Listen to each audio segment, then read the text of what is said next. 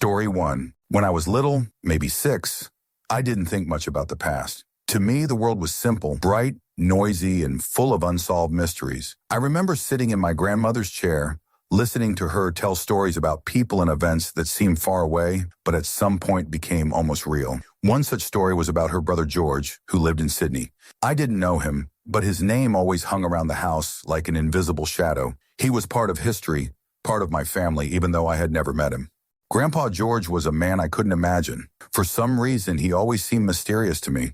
Or maybe it was just my grandmother's way of talking about him so that I could feel not only his absence, but the significance of this empty space in my life. My grandmother told me that George had died of the flu. There were no sad details, no emotion in her voice, just a statement of fact. I was too young then to understand what the flu was or why you could die from it. In my mind, illness was something that made people cough and stay in bed. What could be so terrible about a cold? I didn't know that the flu was something that had killed millions of people throughout history, and that it could kill someone who had once been as alive and real as everyone else. My interest in this George was a bit curious. I wanted to know more, especially about his life, his wife, his family. I dreamed that he had a wife with a sense of humor, and maybe I would even be friends with her if she was what I imagined her to be. But time went on and I grew older. When I was about 11 years old, I remembered this conversation. I understood more about the flu and was curious about how it could have happened that George died from it. I already knew that people still got the flu, but it mostly affected older people. The thought occurred to me that maybe my great-uncle wasn't that old to die from the flu.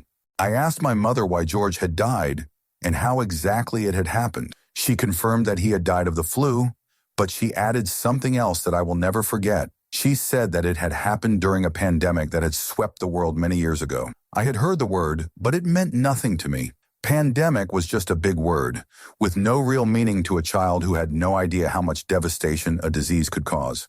Mom continued, telling me about the scale of this pandemic.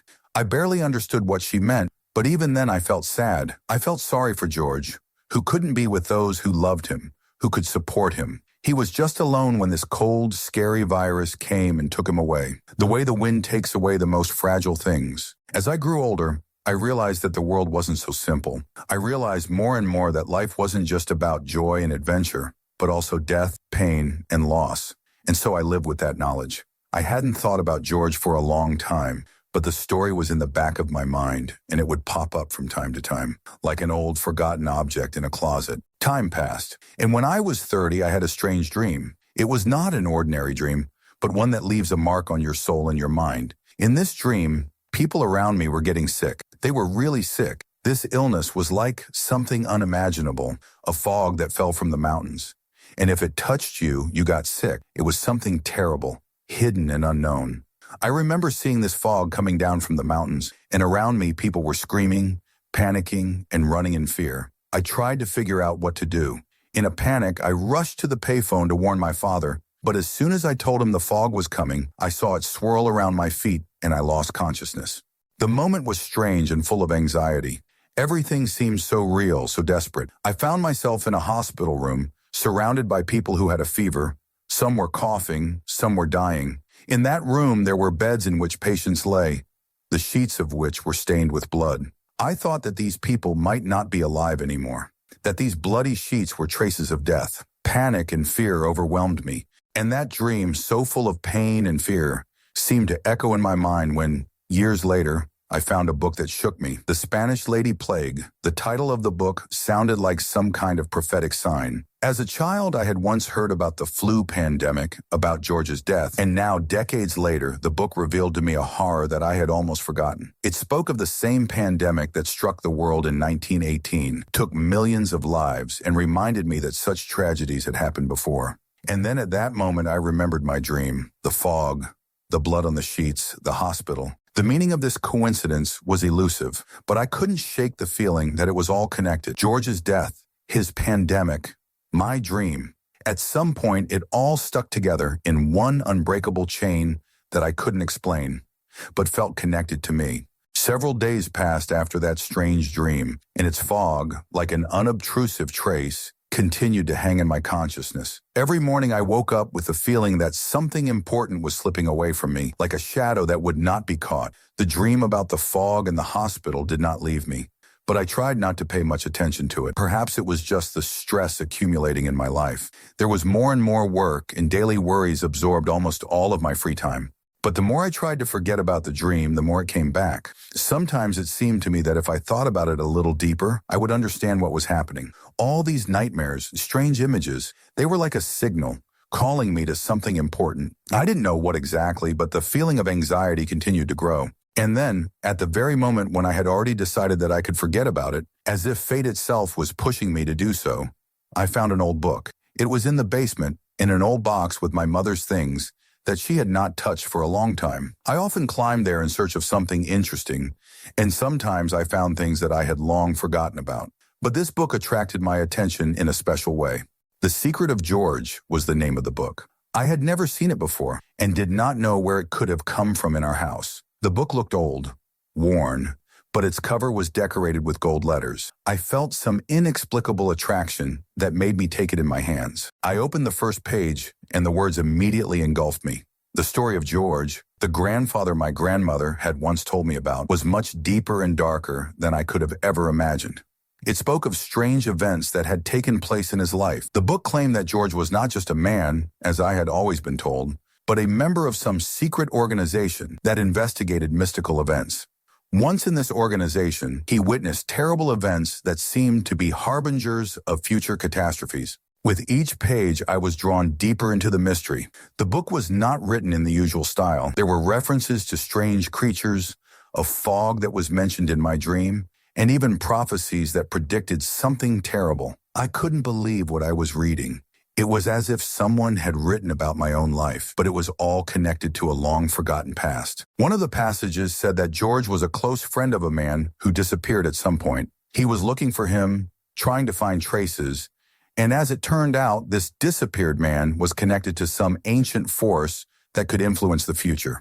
The book also mentioned a fog that spread to different parts of the world. It was connected to some ancient evil that had once awakened, and now it was manifesting itself again. I felt the hair on the back of my neck stand up. It all seemed too much like my recent experiences and what I had seen in my dream. How was that possible? I simply couldn't believe that chance could connect events, books, and my own visions in such a way. I continued reading, and with each word it became more and more frightening. The book described how people who were exposed to the fog became completely different. They began to lose their mind, their behavior became aggressive, they could see things that did not exist. These people began to look for a way out of the fog, but as George's notes showed, they often found themselves trapped. The more they tried to understand what was happening, the deeper they sank into madness. Each chapter of this book made me feel more and more uncomfortable. I began to doubt my sanity. Had I become part of this story? Perhaps this fog I saw in my dream was the evil George spoke of. When I finished the last page, I closed the book, and the room became strangely quiet. I sat in the old chair trying to process what I had read, but my thoughts were confused. It seemed to me that this fog was not just a metaphor. It was real. And if it was real, what was I to do with it? Why was I connected to this ancient evil, if I was connected to it at all? I sat in the room for a long time, feeling everything around me change. My eyes slid over the old dusty book, which now seemed much more important than just a legacy of the past. There was something in its pages that would be the key to all my worries, and I knew that this key would open the door to something terrible, something I could not control. Maybe I was wrong, maybe I was just getting carried away by a fantasy, but something inside me told me that this fog, this ancient nightmare, was not just an image, not just a dream vision. It was something much more real, and I had to figure out how to stop it. The next morning, I woke up with the feeling that the world around me had changed. Everything was the same, but at the same time, no. I couldn't explain what had changed, but something inside me seemed to have shifted. I couldn't shake the feeling that I was on the brink of something important, something that couldn't be explained. I felt like this book I had read hadn't left me alone. Whether I believed in its contents or not, its words had begun to grow in my head, and now they were a part of me. I went to work, but the day seemed strange. People around me walked and talked as usual, but I couldn't take my eyes off their faces. I noticed something unfamiliar in their eyes, something dark, as if each of them carried a hidden shadow. I tried to focus on my duties, but this uncertainty continued to haunt me, like a living shadow that followed my every step. As the day drew to a close, I decided to return home through the old street to spend some time alone and try to figure out what was going on. This street was one of those that was rarely visited by people. Its fences were covered with ivy, and the houses seemed abandoned, almost forgotten. There were no signs, no traces of human activity, only old stone walls and quiet courtyards filled with summer shadows. I felt like I was walking through an old labyrinth, where every step gave me a greater sense that something was wrong. I passed an old library that hadn't been open to the public for a long time, and at that moment I thought I heard footsteps behind me. I turned around, but there was no one there. Only the shadows of the trees swayed in the breeze. I decided to ignore it. It was probably just my mind, looking for signs of something unusual, despite the lack of any real threat. But then, as I passed the old coffee shop, I noticed that the door was slightly ajar. It was an odd detail. It had always been closed lately, and I distinctly remembered the windows being sealed and the display case covered in dust. I slowed down and walked closer. Through the slightly open door, I saw a dim light. It came from a small lamp on the counter that was usually not working. The strange light and the muted silence made the atmosphere in the coffee shop eerie. The place did not resemble a cafe, but rather an old abandoned gallery filled with forgotten memories. I felt something tighten inside me, as if I had to go there. Something was calling me. Unable to resist, I went inside.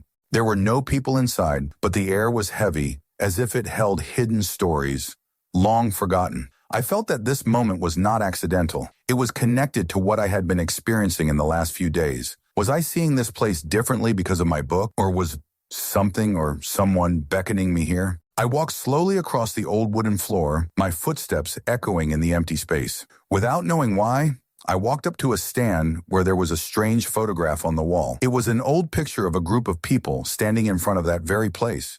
They were smiling, but their eyes were eerily empty, as if they did not see the world around them. And among them, I saw a face that seemed familiar to me, but I could not place it. It was a man, with dark eyes and a piercing gaze, almost like the people in the book. I felt the hairs on the back of my neck begin to rise. This place, this photograph, it was all part of something I couldn't understand. I stepped forward looking at the man's face, and at that moment I heard a slight sound behind me, like someone sighing heavily. It wasn't just a sound, but an almost tangible sensation of someone watching me.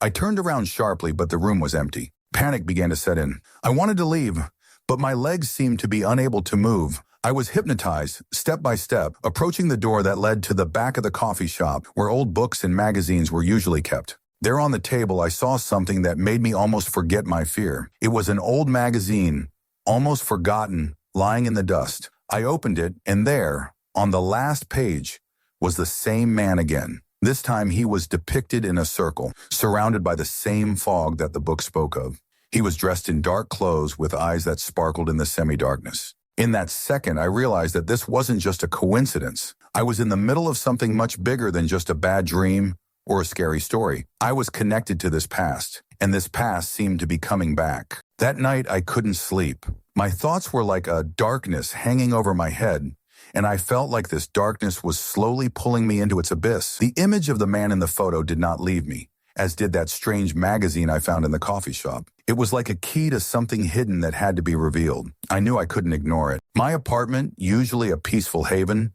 felt alien to me, as if someone or something had taken up residence there. I tried to focus on something else, but my thoughts kept returning to the coffee shop and the book. I couldn't shake the feeling that none of these events were random. Everything that was happening seemed part of a larger plan, hidden behind the veil of reality. I got out of bed and went into the kitchen, poured myself a glass of water. The water was cold as always, but its taste was strange to me, as if I was drinking something that was too late for me. Suddenly, I felt something inside me breaking, like a tear in the fabric of reality. I knew I needed to go back to that old magazine, to that coffee shop where it all began.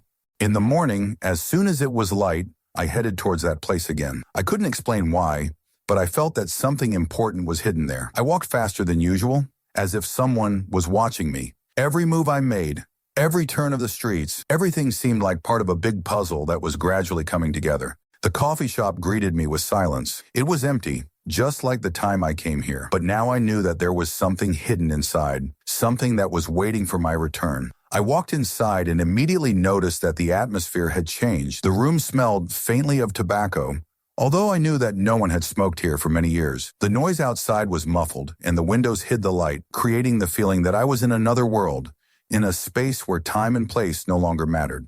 My footsteps echoed in the empty room as I approached the table where the magazine lay. I opened it, and my eyes fell on the man's image again. This time, his face was even clearer. His eyes seemed to be looking straight at me, and I felt a chill run down my spine. There were no captions on the page, just his figure, surrounded by the same fog I had seen in the coffee shop. I turned the page, and a feeling of dread rose inside me. There were more photographs, one after another, all of the same people, the ones who had once been part of this place, and they all had the same empty, colorless eyes. And then I noticed something strange. In the corner of the last photograph was a small inscription, barely visible, written in some strange font. "They are waiting." The words, like the photograph itself, seemed out of place, as if they did not belong here. I grabbed the magazine, and before I could think, I headed for the exit. I felt trapped on the street. My body was moving, but my mind was somewhere far away, absorbed in everything I had just seen. Everything around me seemed foggy, and I couldn't understand what was really happening. I was walking down familiar streets, but they had become unfamiliar, as if I had entered a parallel reality. Suddenly at the corner, I saw him again, the same man from the photograph. He was standing against the wall of the building, his eyes following me. I froze, unable to move. We looked at each other, and there was something impossible in his gaze, something that violated all laws of logic. I couldn't believe my eyes. He stepped towards me, and I felt my heart skip a few beats. I wanted to run away, but I couldn't. His eyes, filled with dark emptiness, didn't allow me to tear myself away from his gaze. He came even closer and stopped, almost at the same level with my face. And then he said something quietly, but I heard it clearly. "You know what must be done." His words sounded like a death sentence. I stood there frozen, unable to respond. All I knew was that in that moment, something had changed. I was part of it, and now I had to figure out what it was. The man stepped back, and before disappearing into the darkness, he quietly added, "Lelia, the time has come." I stood on the street corner for a long time, trying to process what had happened. I couldn't believe my eyes. The man had disappeared as suddenly as he had appeared, but his words remained in my head like a heavy stone that couldn't be thrown away. I felt the air around me growing heavier, as if the city itself was sliding down and disappearing into the darkness. It seemed like I had been a completely normal person just moments before, but now everything was different. I decided to go home. Although my steps were quick and determined, each movement seemed drawn out and alien.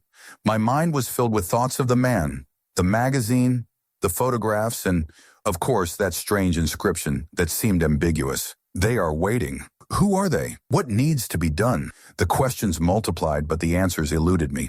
When I got home, I felt something had changed in my apartment. It seemed smaller, more cramped, and strangest of all, it smelled of something unfamiliar, yet painfully familiar. That smell. It was the smell of that same fog I had seen in my dream. It was light, barely perceptible, but its presence was felt in every room. I turned off the light and sat on the couch, trying to calm down. What was going on? Why was this all so strange? Why did I feel like every step I took was leading me to something inevitable? I tried to focus, but my thoughts wandered elsewhere. My life as I knew it had been transformed into a series of strange coincidences and mysteries that I couldn't explain. The dream about the fog, the book in the coffee shop, the man, his words, it all connected into one huge unsolved puzzle. I needed more information, more answers.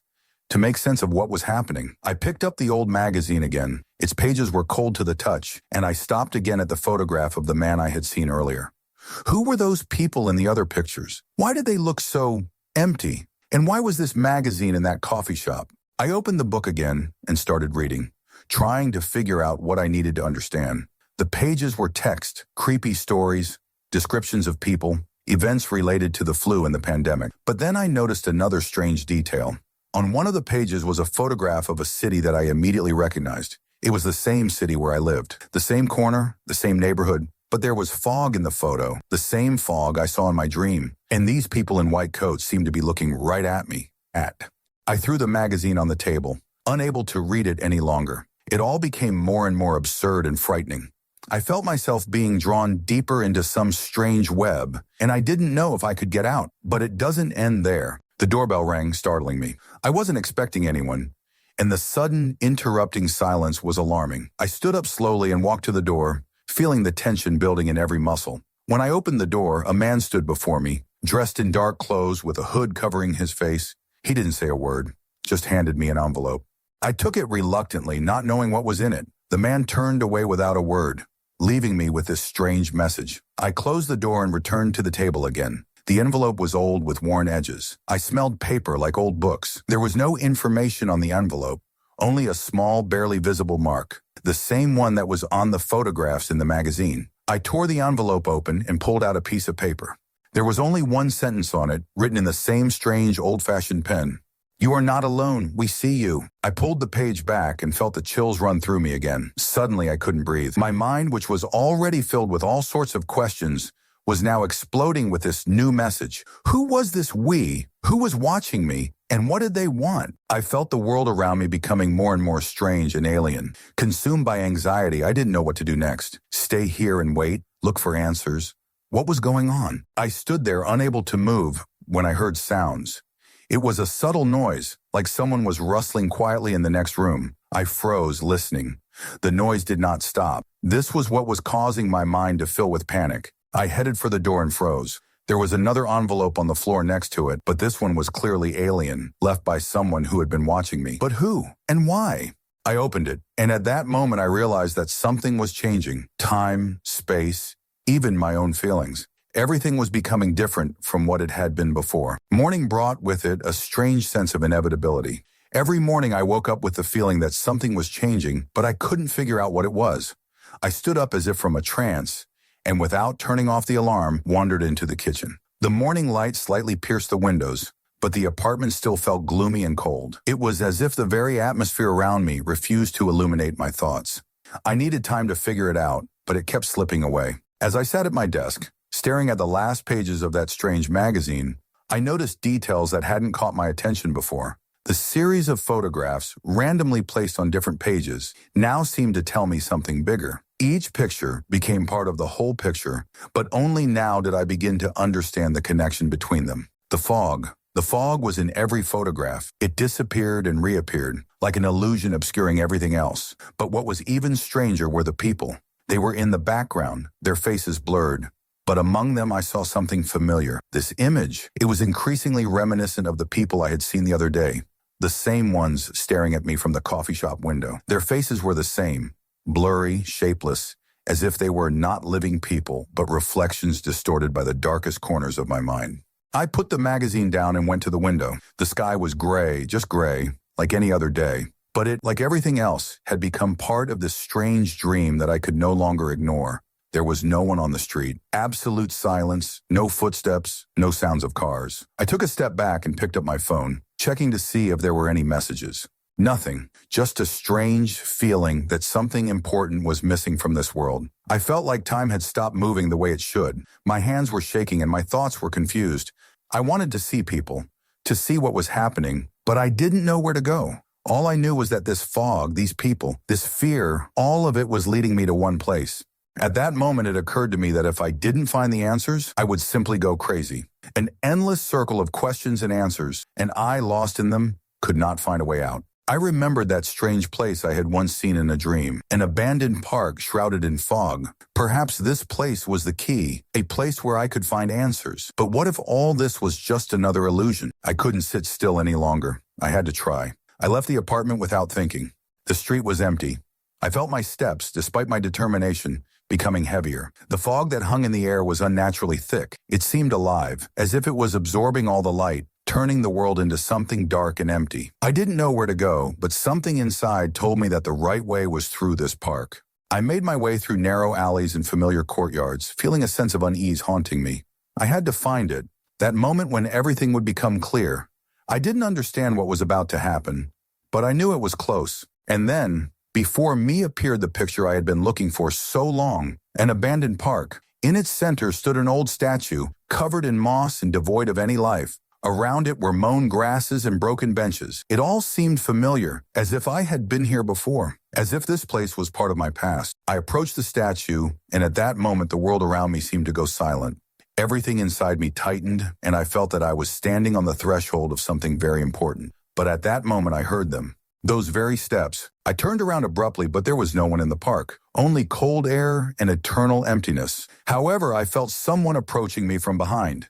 And again, fog. I closed my eyes, trying not to fall into this fear, but it was already taking hold of me. I turned around and there they were, the very people, the very figures that had made me lose my peace, and now I knew that I had to understand them. Each of them was dressed in dark robes, their faces hidden by hoods. They did not move, they did not speak, but I knew they were waiting for me. "You have come," one of them said. His voice was quiet, but there was a threat in it. "Why?" I tried to ask, but the words wouldn't come out. They seemed to be stuck in my throat, not wanting to give me a chance to understand what was happening. "You already know," another voice replied. Everything around me started spinning, and the fog became bright, blinding, consuming everything. I couldn't tell where the end was and where the beginning was. Everything was mixed up, and I knew that at that moment I was no longer human. I became part of something else, something that didn't belong in this world.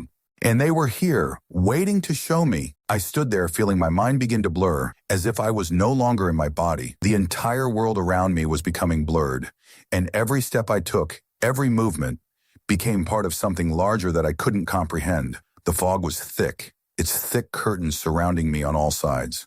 I tried to breathe, but the air felt heavy, as if the world itself was resisting my attempts to escape. I looked at those who stood before me. They were motionless, like statues, and there was neither sympathy nor hostility in their gaze. They were simply there. There was no life in their eyes, but there was something captivating and frightening about their presence. "What do you want from me?" I finally said, and the words sounded foreign to my ears, as if they didn't belong to me. There was an emptiness inside me, and I didn't know why I was still with them, why I couldn't leave, why I couldn't retreat. One of them raised his hand, and the fog seemed to react to this movement, contracting, swallowing everything around. I tried to take a step back, but my legs did not give in, and I found myself in the very center of this strange circle, surrounded by them. "You didn't come by chance." The voice still sounded cold and emotionless, but I felt like there was something dark behind that voice, something I couldn't understand. "I don't understand." I tried to find the words again, but they wouldn't come. I felt myself being sucked in by something invisible again. It was like a whirlwind that was slowly swallowing me up, sucking all my feelings, all my will out of me. "You've been with us for a long time," the same voice continued. It sounded like a statement, as if it knew me. But how? Who are they, and what's going on here? I felt a fragment of memory emerge from the depths of my thoughts, vague, fuzzy, but strong enough to make me freeze. It was that moment in the past when I had encountered them for the first time. The place I had found myself in then was not so familiar. I had passed through it, like all the other places, without suspecting anything, but now it had emerged, like something I had once tried to forget. They had been in my life for a long time. These people, or what they were, their every action was at the very center of my being, at its core, and now they had come to collect what they had left behind. "You can't escape what's going to happen," one of them had said. And now I knew there was no point in trying to fight it. Something deep inside me was connected to this place, to these people. I was a part of it, and I didn't know how to get out. I tried to remember how I got here, how it all started, but my head was throbbing and the answers were so far away I couldn't reach them. I tried to focus, but everything was blank. And suddenly, in the misty silence, I felt it. Noise, thin and quiet, like some strange sound on the edge of reality and illusion. It was some kind of movement, something I couldn't explain, but I didn't like it. It was like a premonition of something even bigger, something that had already decided for me, something I couldn't change. The fog grew thicker, and I heard footsteps, strange, unnatural footsteps, but there was something familiar about them. Feet touching the ground made no sound. I turned around, but there was nothing there, only thick fog, which began to swallow me again. "You've come at the right time," said the one in front. His face was hidden by the shadow of his hood, but his presence was almost physical, like a heavy weight I couldn't shake off. I could feel the air growing colder, as if the space around me was freezing. Not physically, but as if something inside me was freezing. "We need to finish what we started," he said, his voice a little louder now, with a sinister edge. I tried to resist, but it was becoming harder and harder with each passing moment. Something was pulling me into this circle, making me forget who I was, what I was, and why I was even here. I knew that if I gave in, everything would disappear. But that disappearance had already begun. Suddenly the fog cleared and I found myself completely alone. No people, just emptiness. Story 2, dog. Lily. However, when I started noticing strange behavior, I initially attributed it to fatigue or age. She started barking at night, and this barking was not normal. It seemed like she was trying to say something, but I could not understand the words. Lily was not the kind of dog to bark without a reason. but now she began to do it more often, especially at night. I did not like getting out of bed, and since it was usually nothing special, I did not pay attention to it. But one day after I decided to watch an old movie, everything changed. It was late at night. I was putting on a movie when I heard her bark again. It was louder and seemed to have some special meaning. I glanced at the clock and it was past midnight. Lily was still barking, but now it wasn't just a bark. It was strange, with some kind of distinct intent. I tried to ignore it, but the more I listened, the clearer it became that something was wrong. This wasn't just an animal trying to communicate something. I began to sense that there was more to it. I sat up from the bed and listened. The barking had stopped, but I still felt the tension. I stood up and walked to the door. It creaked. My heart skipped a beat. For some reason, at that moment, I felt a chill down my spine. It was strange. Lily was nearby, but somewhere inside me, I had a feeling that something was wrong. I came closer, but the door was not open. It was not that it was locked tightly, but it was enough to feel a strange tension in the air. As I approached the door, I suddenly heard someone or something approach me. Lily was standing in front of me, but she no longer looked like the cute, cuddly dog I knew. She was standing on two legs. Her gaze was strange, as if she could see something more than I could. I froze. I didn't know what to do. Fear pierced me. This was too ridiculous to be happening in reality. She started acting like a normal dog again. She jumped up and down affectionately, wagging her tail, but I couldn't accept it as normal anymore. Something had changed in her.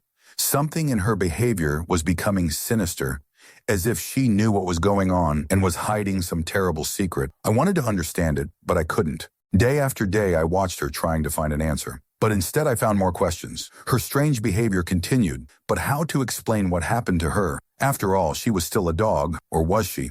With each passing day, I felt more and more like the world around me was changing. Lily seemed to be going about her normal life, but I knew something was wrong. Her behavior was becoming more and more bizarre, and her barking at night was becoming more and more alarming. I tried to ignore it, telling myself that it was all just a coincidence, that it was my fatigue, or something else that didn't matter. But despite all my attempts to distract myself, the anxiety wouldn't go away.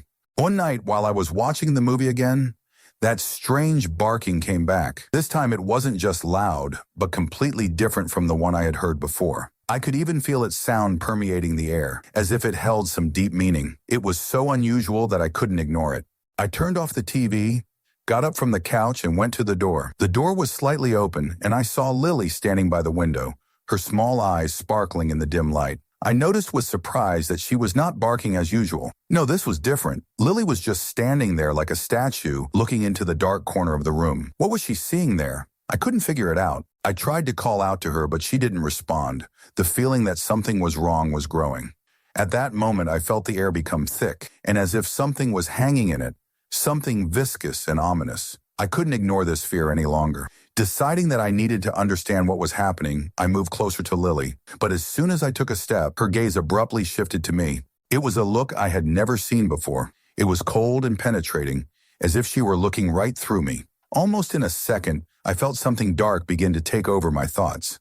I stepped back, feeling my legs buckle. Lily continued to stand there, watching me motionlessly, and in that moment I suddenly realized that this was not just a coincidence. It was something more. I felt anxiety growing inside me, not allowing me to rest. Lily was no longer the dog she had once been. There was a shadow in her eyes, something dark and unclear. I went back to my room, but I couldn't sleep.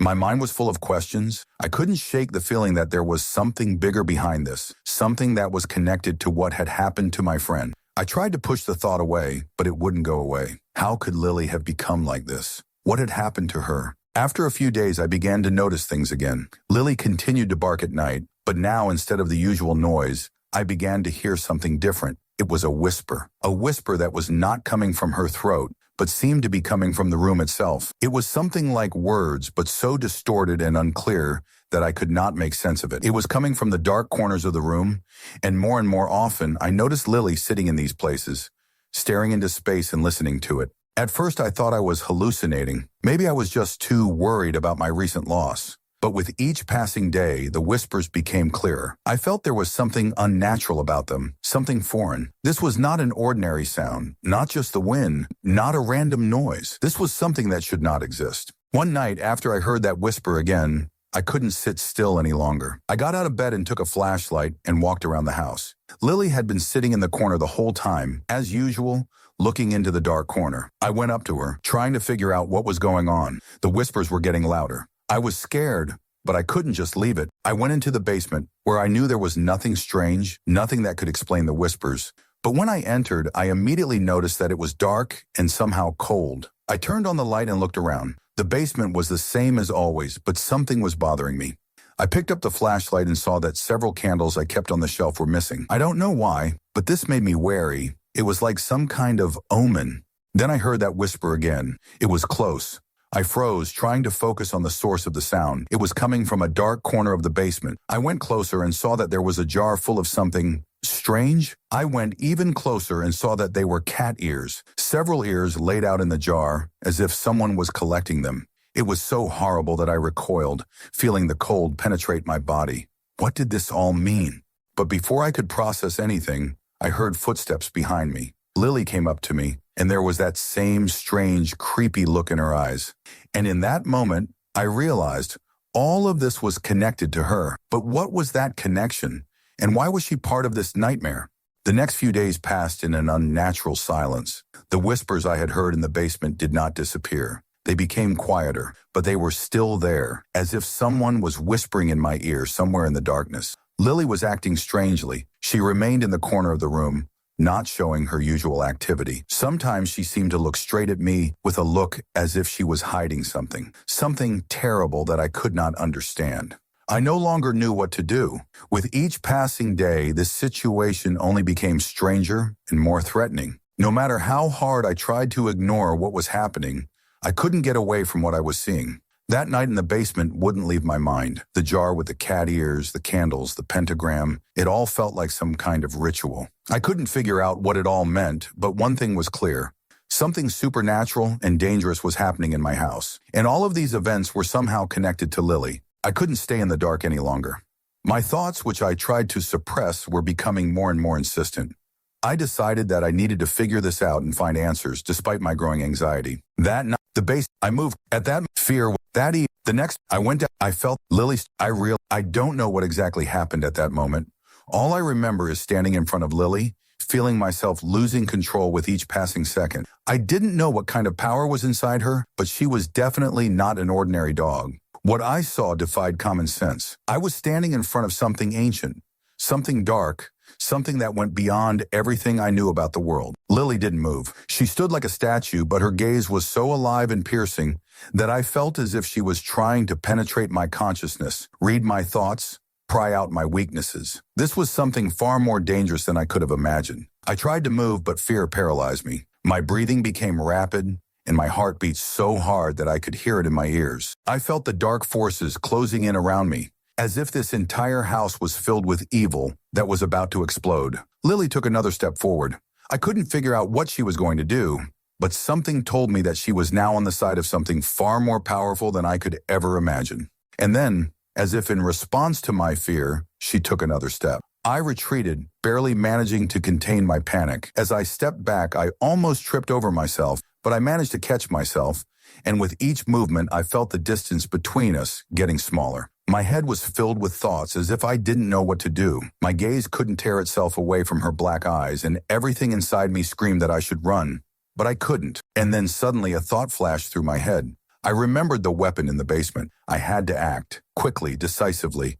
I tried to gather all my strength not to succumb to this strange influence that emanated from Lily. I turned around, but as I was heading for the stairs, something hit me hard on the back. I lost my balance and almost fell.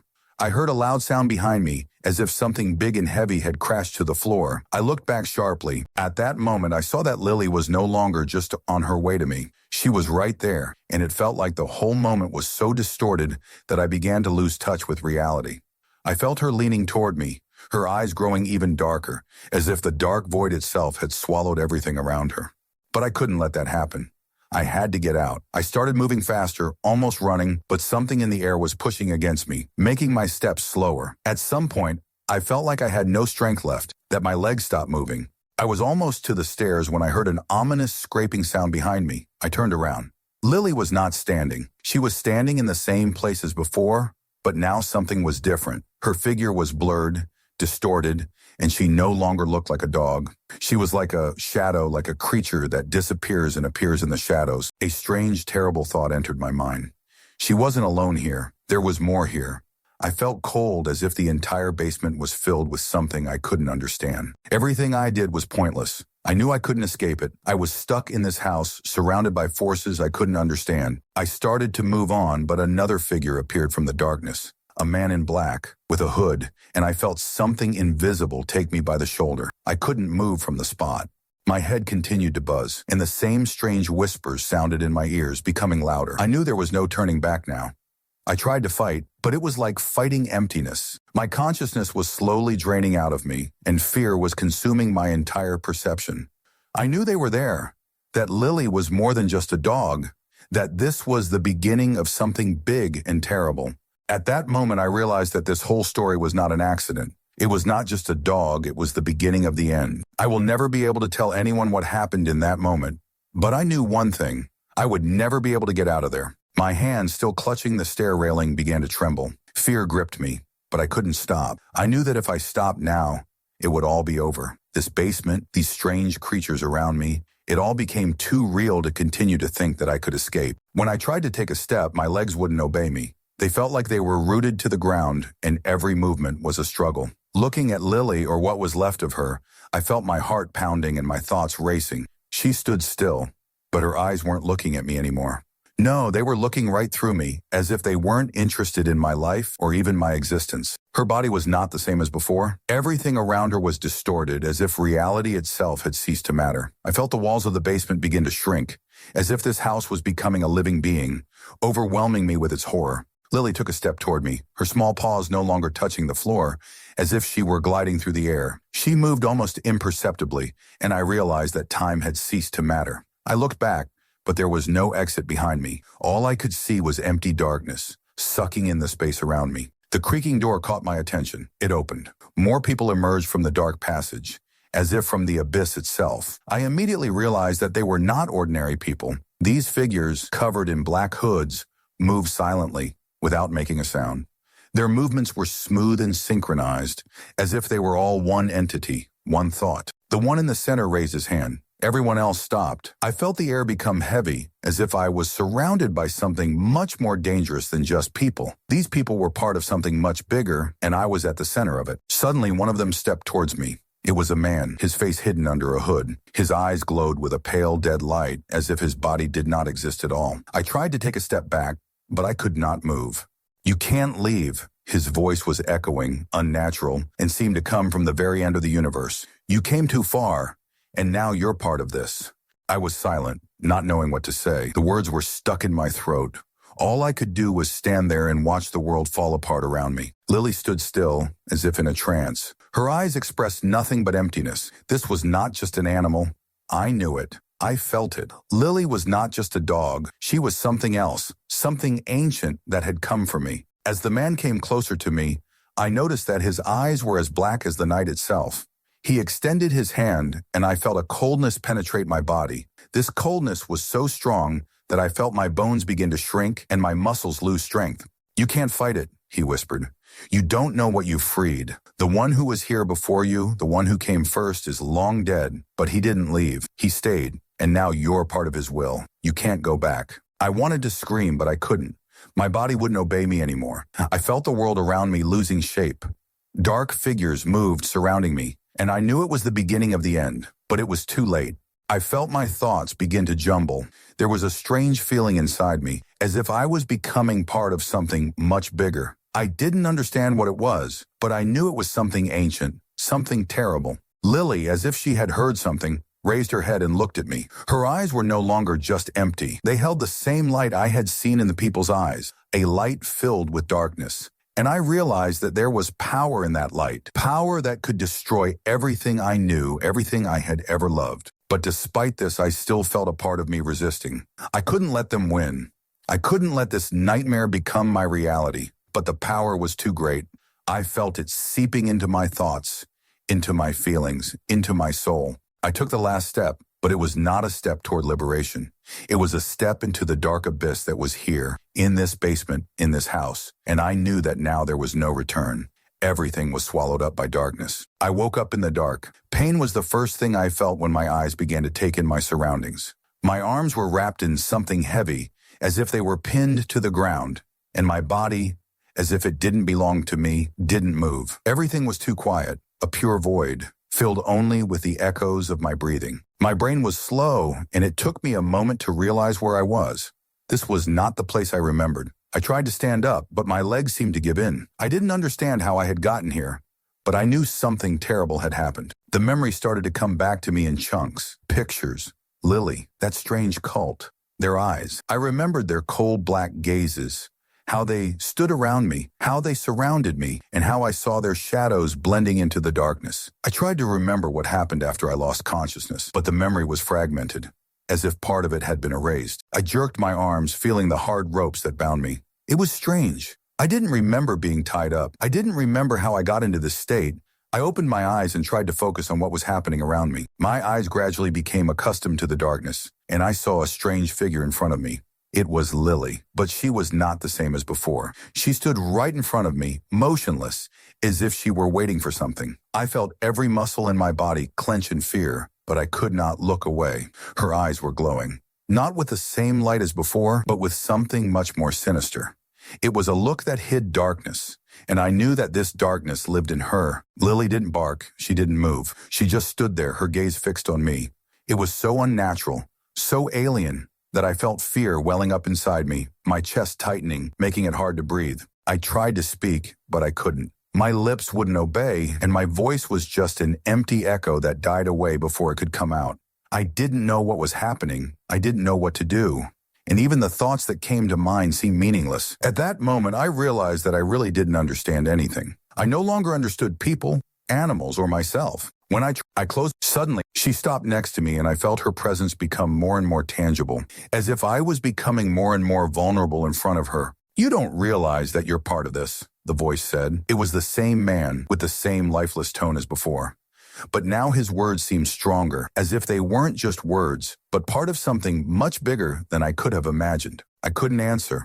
My lips wouldn't move, and my consciousness was slipping away, swallowed by the fog. I felt myself starting to lose control, as if my thoughts were being torn out of my body. Lily stood there, her gaze growing more sinister. She was not just an animal. I knew that for sure now. This was not a living being, but something that was manipulating her body. I saw her changing shape, becoming something else, something unimaginable. My hands clenched into fists. I couldn't fight it. I felt like I was losing my very essence, like this nightmare was consuming me.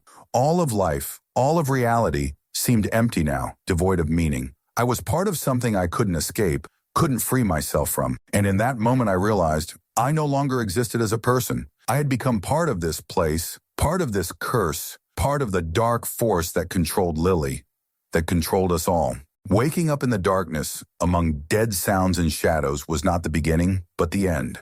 I wasn't sure if I was alive or dead, but one thing was clear. I was no longer the same person I had been before. Bodies, thoughts, memories, all were distorted, intertwined with something I couldn't comprehend. Images from the past flashed before my eyes, but they brought no relief. They were just noise, meaningless. I knew there was no turning back. I sat motionless where I had been left. The air was thick with the scent of candles, their smoke filling the space. In the dim light flickering somewhere in the distance, I saw Lily again. She stood there, her small form obscured by the mist, her eyes seeming to glow in the darkness like two damn flames. But I knew it wasn't her. It was no ordinary animal, but something far more ancient and dangerous. I tried to move, but my limbs wouldn't obey me. It was as if my body refused to obey me. It wasn't just physical weakness. It was something much deeper, something that penetrated my very core. I felt my mind begin to tear itself apart, something alien invading my thoughts. Everything around me was alien and hostile. Even my own thoughts, which had seemed so familiar before, now seemed distant and unclear. Something about this place was killing every bit of my individuality. I didn't know how long I'd been here, but time seemed to have lost all meaning. The creak of a door, then the rustle of footsteps. I realized I was being watched. I was not alone. First shadows, then real faces. They approached me, hidden in dark hoods. Their eyes did not glow, but something in their gaze, in their movements, made me feel vulnerable. I could not understand what they wanted from me, but I knew one thing. They were not people. They were part of something greater than I could imagine. Entities whose goals were beyond my reach. They didn't speak, but every gesture, every glance was like thunder in the silence. I felt their presence, like a cold touch that penetrated my bones, my soul. I knew that now the moment would come when I would have to make a choice. The light below grew brighter, and I realized that it was not just the dim, flickering light of candles. It was the light of something supernatural, unnatural. It was too much for it to be just a feeling. It was something alive, something sinister. I could feel parts of myself disappearing. In this place I found myself. The boundaries between reality and what I thought was real disappeared. I tried to hold on, but my strength was fading with each passing second. My thoughts of Lily came back to me. What had she done to me? What had she become? I remembered how she had once been a simple dog, a sweet little thing, a chihuahua with a pink ribbon and shoes. And I thought I knew her, that she had been my hope. But now she was something else. She was part of this nightmare.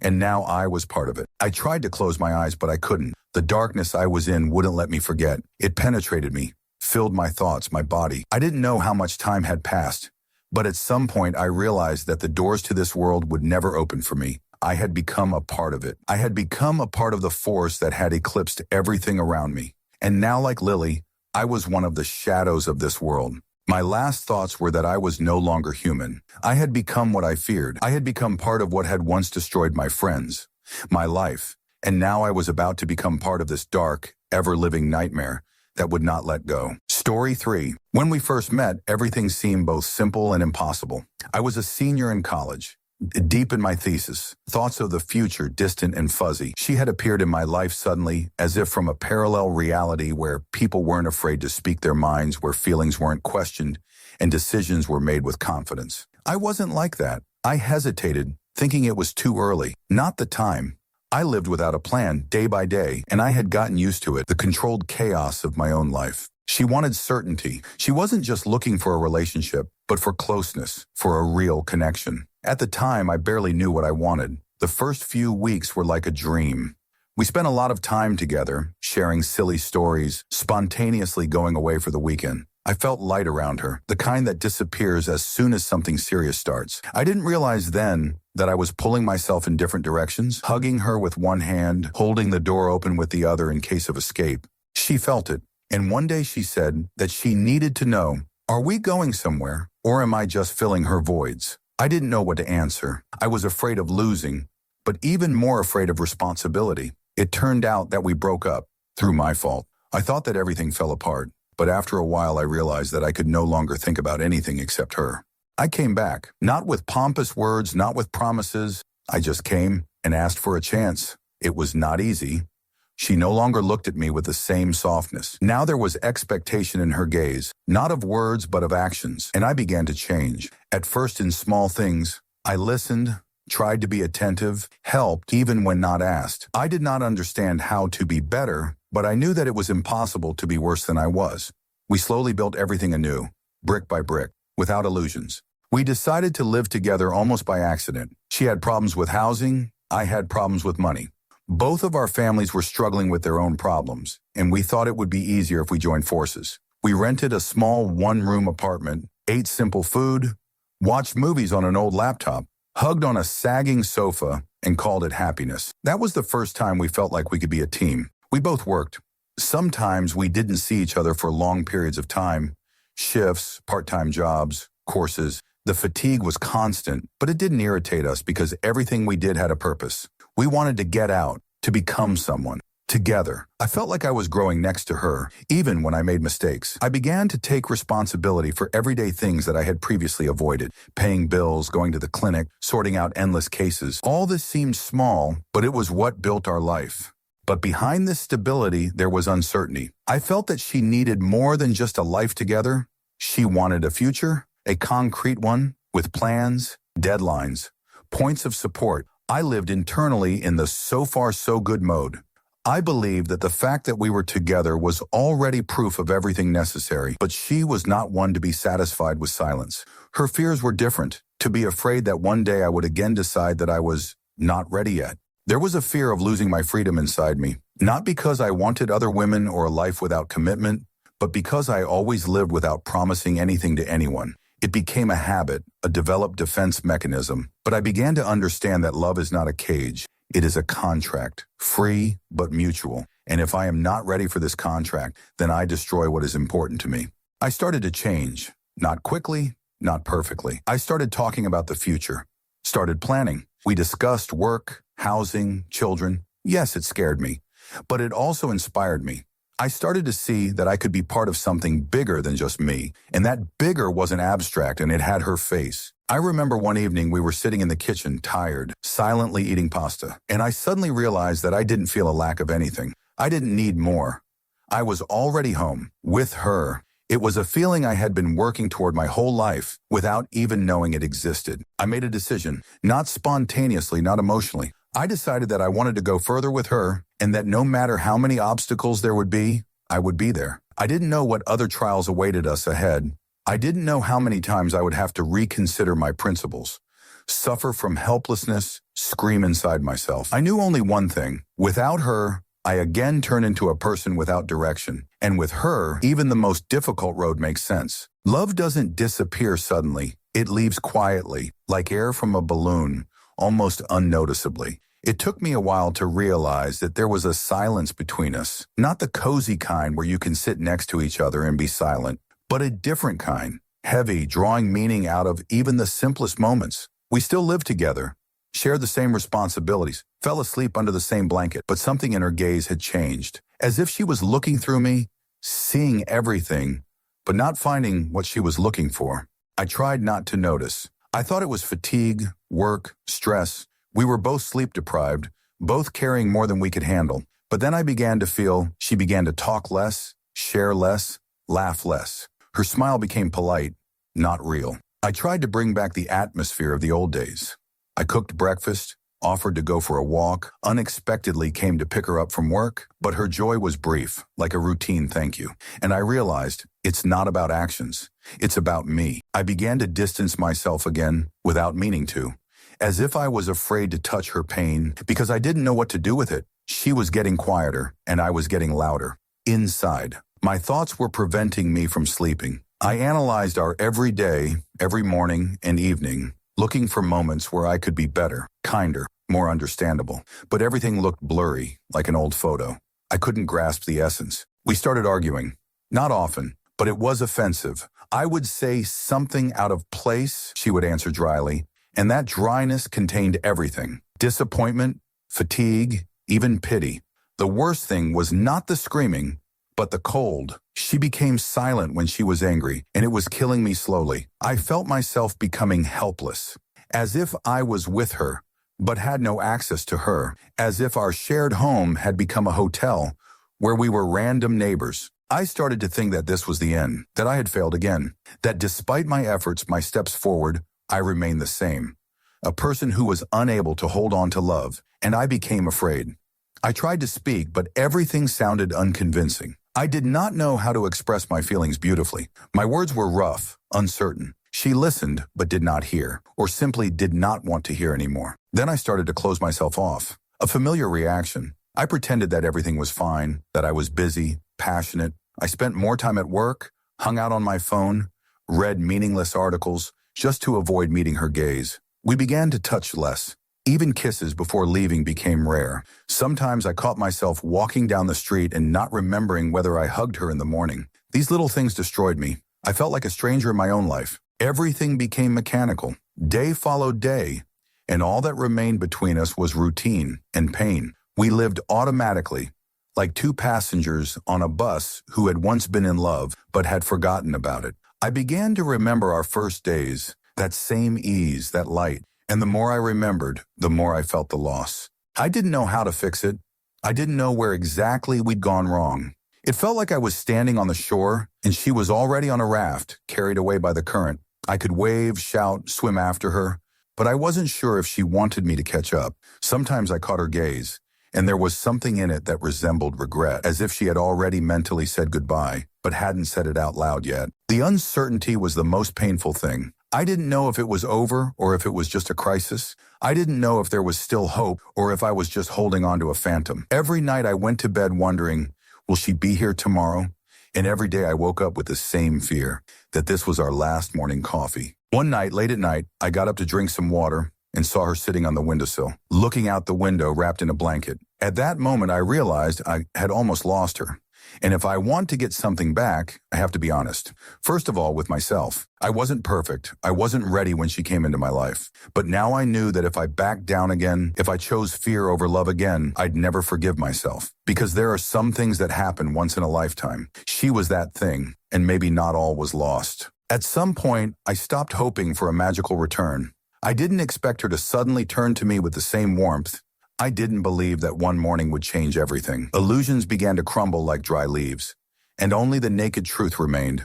Either I'd do something, or everything will disappear completely. I started small, not with talk, but with action. I started listening to her again, not superficially, not politely, not in order to respond, but truly. I tried to understand where she was now, what she was thinking, what was bothering her. I noticed her fatigue, even if she didn't say so. I noticed how she lingered in the shower longer than usual, how she looked at her phone for a long time, then abruptly put it down, how she walked around the house more quietly, as if she was afraid of destroying something with one step. I started to be more silent, not because I was cold, but because I wanted to give her space. I thought maybe she would come herself if I didn't bother with my explanations and attempts to talk. Maybe I just needed to let her be herself, without expectations, without pressure. It was difficult. My heart was reaching out to her. I wanted to ask, hug her, bring her back, but I held myself back. It was as if she was in another dimension where I was not allowed, and I stood at the door. Sometimes I noticed her looking at me furtively. There was no anger in her gaze, no contempt. There was longing, and it gave me a strange hope, as if she was still nearby, just far away. I started writing again, writing down thoughts, feelings, memories, not to show them off, but to understand them, as if I was trying to pull out of myself everything I hadn't managed to tell her all this time. I remembered how we lay under the open sky and looked for shapes in the clouds, how she laughed when I first tried to cook dinner, how her fingers touched my cheek as I fell asleep. These moments became anchors. I held on to them so as not to drown. One day I came across an old box of our photos. We rarely printed pictures, but some remain, from vacations, from parties, with silly captions. I looked at them as if for the first time. We were different in them, light, untired. I tried to understand at what moment we lost ourselves, but I couldn't find an answer. Maybe it wasn't a moment, but a multitude of small cracks that we didn't notice. I started to notice how much I had changed. Not in a day, not in a month. Over this entire journey, before I was hot-tempered, too closed, withdrawn when I couldn't cope, and now I started to learn to be open even in fear, to learn not to hide, not to run, even if it hurts. Sometimes in the mornings, I would bring her coffee and leave it on her nightstand, even if she didn't ask, just like that. Sometimes I would take out the trash without asking, without prompting. Not to show off as good, but because I wanted to be considerate. These were small things, but they came from the heart. One day when I walked into the room she was reading, and for the first time in a long time, she looked at me not through me. She just looked. I felt something tremble, almost imperceptibly, as if a thought stirred inside her. Maybe not all is lost. I didn't speak. I just sat down next to her. We sat like that, saying nothing. And that silence made more sense than 100 arguments. Since then, I began to feel that something was appearing between us again, fragile, unstable, like ice in spring, not yet ready to become water. She began to linger in the kitchen more often when I was there. Sometimes she laughed at my awkward attempts at humor. Sometimes she listened to my stories about work. Not always attentively, but no longer with indifference. There were setbacks, days when everything seemed in vain, when she retreated into herself again. But now I didn't panic. I didn't jump to conclusions. I just continued to be there, without pressure, without demands. And then one evening when I was returning from the store, I saw her put 2 plates on the table, just like that, without a reason. And there was a sign in that. Quiet, but real. She was still here. And maybe a part of her wanted to stay. I realized that the main thing is not the result, but the path. That love is not only a feeling, but also a choice. Every day, conscious, the choice to stay, the choice to work on yourself, the choice to hear, to forgive, to be. I didn't know where we would end up. I didn't know if we would ever make it all the way back, but for the first time in a long time, I felt like we were on the same side again. Maybe just on the edge, but together. We didn't say it out loud, but there was something new in the house. Unnoticeable, but tangible. As if someone had opened a window after a long winter, and the first scent of spring had crept in. I had no illusions. It wasn't a victory. There were no scenes, no hugs, no confessions. But I felt the ice had cracked slightly. Still fragile, still dangerous, but water was flowing underneath. Every morning began almost the same. I woke up earlier and lay listening to her breathing. It became calmer. Before, it was often out of rhythm, as if she had been tossing and turning all night, driving something away from herself. Now it seemed that her sleep had become a little deeper. It was a small thing, but I clung to such signs, like a sailor to the light of a lighthouse in a storm. I tried not to disturb anything, not to interfere, to move softly, not out of fear, but out of respect, out of an inner understanding. We were both tired, broken by the wave, and if I started grabbing, demanding, asking, everything could fall apart. I was no longer the one who was striving for control. I was learning patience. I was learning to listen without words. One day I was cleaning out the closet and found an old jacket she had given me for our first Christmas together. I remembered how she had spent so long choosing, how she had hidden packages in the dresser. I had pretended not to notice, but I had secretly been looking for something to give her. It all seemed like another life, so distant that I couldn't even believe it was us. I put on the jacket, even though it was warm outside, not for the warmth, but for the memory, for the connection to those days when everything was still whole. Every single thing in our house now had weight. The mug she always took in the morning, the blanket she used to cover herself with on the couch, even the empty flower pot by the window, where she had long promised to plant something new. I started watering the soil in that flower pot, not because there was anything growing there, but because I wanted her to know, I'm waiting, I believe, I'm ready. I started being alone more often, not because of arguments, not because of distance, but because I began to value silence. I would walk in the evenings. I would listen to footsteps, the wind, the hum of the city. There was something calming in these sounds. They didn't demand anything from me. I could just be myself, without words, without explanations. I would return home, and these returns took on new meaning. Home was now more than just walls. It was a place where she was, even if there was still a distance between us. Sometimes I caught myself wanting to approach her, just like that, to hug, to lay my head on her shoulder, not out of passion, but out of fatigue, out of a desire to be close. But I stopped, because I understood it was my hunger, not her readiness, and if I forced myself on her, I would lose her again. I learned restraint. I learned love not as attraction, but as freedom. I remembered how we were in the mountains once. We got lost and then we came to a small stream, and she said that she wanted to live somewhere where no one would find us. I just chuckled then. Now I understand. In those words was a dream of peace, of silence, of protection, and I wanted to give her that. Even in the city, even without the forest, I wanted to be that place for her, safe, reliable, where she could just be. One day I saw her watching the sunset through the window, just standing there, her forehead pressed against the glass, watching.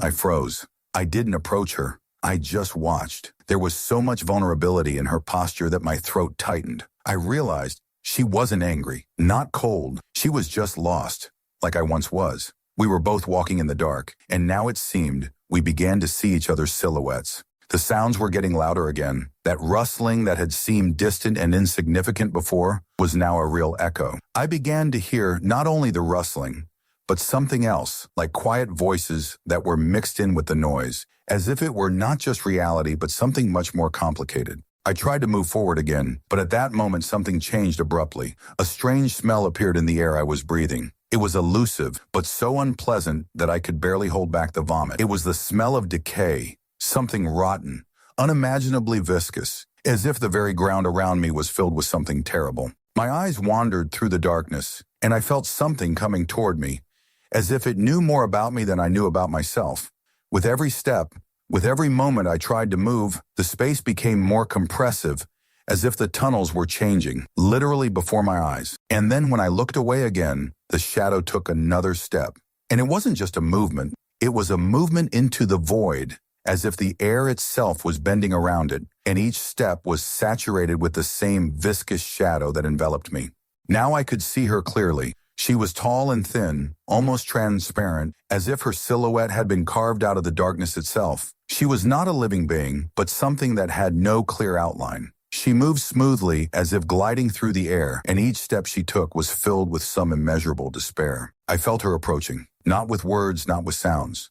I just knew she was there, and in that moment, despite my fear, a strange feeling came over me. It was a feeling of recognition, as if I knew this shadow. I turned around abruptly, hoping to escape, but the tunnels were different now. I couldn't find my way back. Everything had changed so quickly that I didn't even have time to realize when it happened. The entire structure of space had shrunk, and I knew there was something more to it. And suddenly I felt her presence. It wasn't that I could see her, but rather that I felt her filling the space around me. The smell of decay became almost unbearable, and I felt the ground beneath my feet becoming soft and sticky again. I knew that if I stayed here, I would be destroyed. But no matter where I went, I couldn't get out. Every step only deepened my fear. And then the shadow took another step. It was slowly approaching me. I tried to scream, but my words were stuck in my throat. I couldn't make a sound. All my attempts to fight, to escape, to disappear were in vain. I wasn't just trapped, I was part of what was holding me. Her approach was silent but tangible. She moved so smoothly, as if the darkness itself supported her. I knew I couldn't escape. I was tied to this place, and this place would likely be my undoing. Then I felt something cold touch my shoulder. There were no hands, no fingers, just an empty, cold touch that penetrated me as if it were taking away all the warmth. I felt my strength leaving me. I tried to resist, but the power that emanated from this entity was unimaginably great. I realized that I could not break free. I was in its hands. And then the creature spoke, but not with words. It wasn't a voice, but the sound itself. It penetrated my head, my thoughts, filled every cell of my body. It was impossible, painful, and I knew I would never forget this moment. Everything I knew about reality simply disappeared. The shadow took another step, and I realized that I was not prepared for what it would bring me. I couldn't shake the feeling that something had changed deeply within me.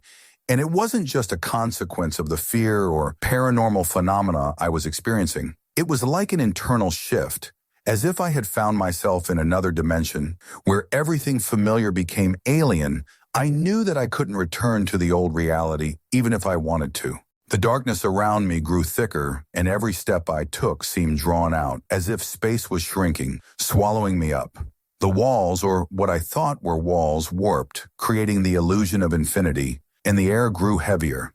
I felt it soaking into my lungs, and every breath became more difficult. Strange sounds like rustlings and low thuds filled this new world, and I did not know what they meant. Something inside me was pushing me to take action. It wasn't just a thought, it was something more. An impulse, almost unconscious, but too strong for me to resist. I tried to walk forward, but my steps became more and more mechanical, as if I were part of this dark reality. It wasn't that I had lost control, rather I was drawn by something I couldn't understand. I couldn't stop. I was moving in this dark labyrinth, not knowing where or why. My hands felt the air, trying to find something familiar that could serve as a reference point, but everything seemed empty, formless, as if I were in a gigantic, dead space in which all notions of time and place had ceased to exist. And then I heard it again, a slight movement, barely perceptible, as if someone had passed by, but I could not see it. It was a strange feeling, as if I could sense movement without seeing what was causing it. And no matter how hard I tried to look into the darkness, I could not find the source. Only the shadow itself remained, and it was now like something alive, listening to my every move. I stopped abruptly, and at that moment it seemed to me that the shadow stopped too. I couldn't explain why, but the feeling became more pronounced, as if there was some invisible interaction between us, much more complex and profound than mere presence. I tried to breathe more calmly, but the fear wouldn't let go. Its grip only grew stronger. I couldn't understand what was happening, but the feeling was clear. I was trapped, and it didn't matter what the trap was, it was real. Taking a few steps forward, I saw a small glow in the distance. It was not a bright light, but rather a dim light, barely piercing the darkness. I froze in place. Suddenly a thought flashed through my head. This could be the exit, but for some reason I did not feel relief. On the contrary, this glow awakened even more anxiety in me. I headed toward the light, although I intuitively knew that this could be a mistake. But where else was there to go? And again, that impulse. Step by step, I approached the light, and with each step, I felt more and more how the space around me changed. I could not determine what exactly was happening, but I knew. This light was the key. or I was wrong, and it would drag me into an even more terrible trap. Finally, I reached the source, and what I saw was not what I expected. It was not a bright light. There was no fire or any physical source of light. It was like a space filled with a soft light that came from somewhere deep inside, as if the darkness itself began to dissolve, but did not go away.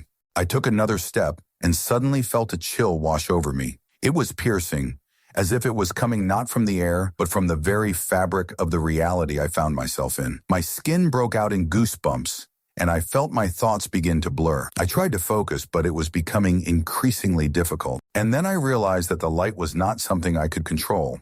It was a kind of mirror that showed me what I was afraid to see in myself. I found myself in front of an unimaginable emptiness that began to absorb my consciousness. Not darkness, not light, but something in between that defied any explanation. I began to realize that I was not just trapped in this space. I was part of this process.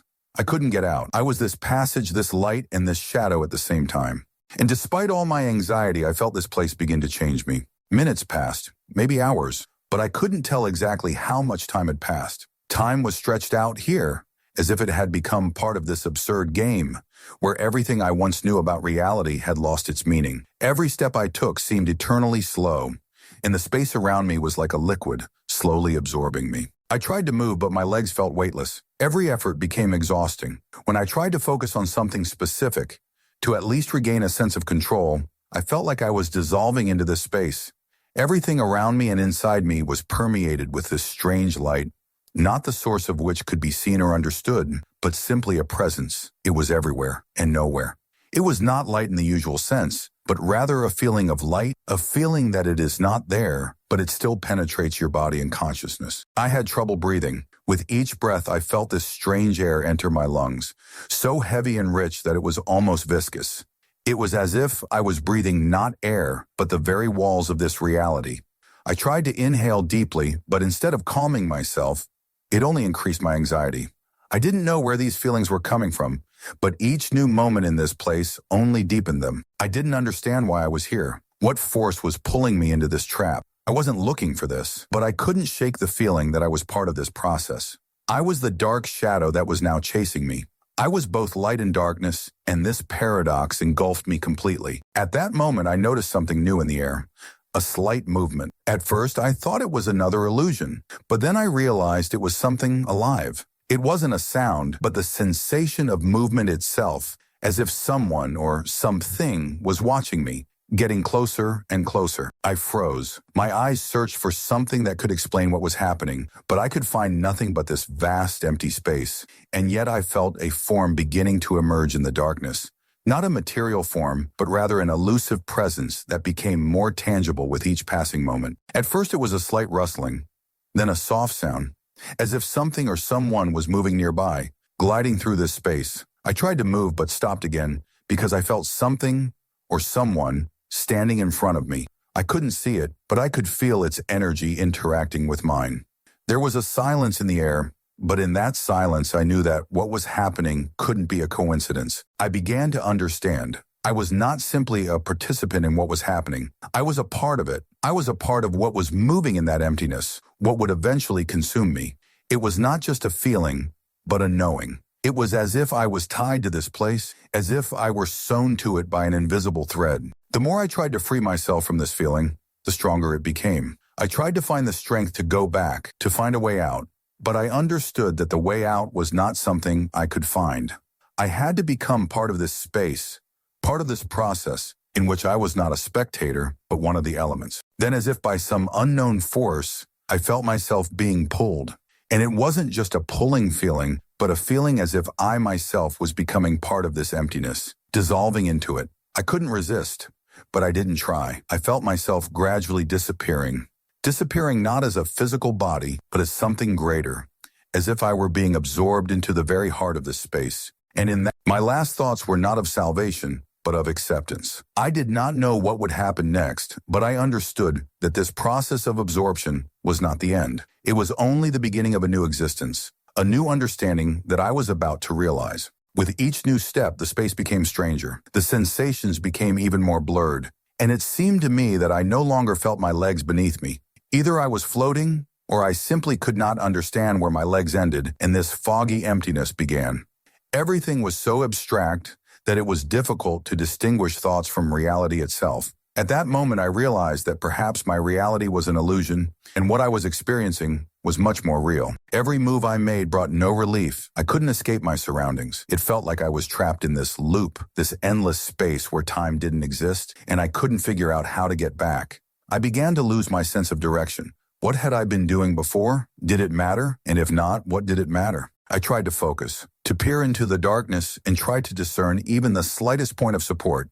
But instead, I stumbled upon something unexpected. The shadows that had seemed empty and lifeless were now beginning to take shape. They were beginning to move as if they had their own goals and desires, even if their appearance remained undefined. They weren't people, weren't creatures, but rather fragments of something greater. They had no face, but I could feel their presence. Like a fog gathering around me, they were creeping in, getting closer. I tried to push them away, but the more I fought, the stronger their power became. And then I realized these weren't enemies. They weren't coming to kill me. They weren't trying to consume me. They were part of me, part of this space. My eyes couldn't focus on anything in particular, and then everything changed. In the darkness, I saw bright flashes. Not light, but rather blobs of energy that began to form strange shapes. They were not fleshy, had no legs or arms, but they moved. I felt them as if they were separate beings, each with a purpose. Dark shapes began to emerge. But it was strange. I knew their forms did not physically exist, but I felt them. It was something I could not understand, could not even fully comprehend. Their essence was not of this world. They were not shadows, not visions. They were forms that seemed to live next to me, among me. I couldn't understand what these creatures were, what they meant, why I was seeing them. My feelings were confused, as were my thoughts. I tried not to panic, but I understood that I couldn't control the situation. They were coming closer, surrounding me, and I was sure that if I didn't do something, I would disappear in this space, dissolve in these shadows.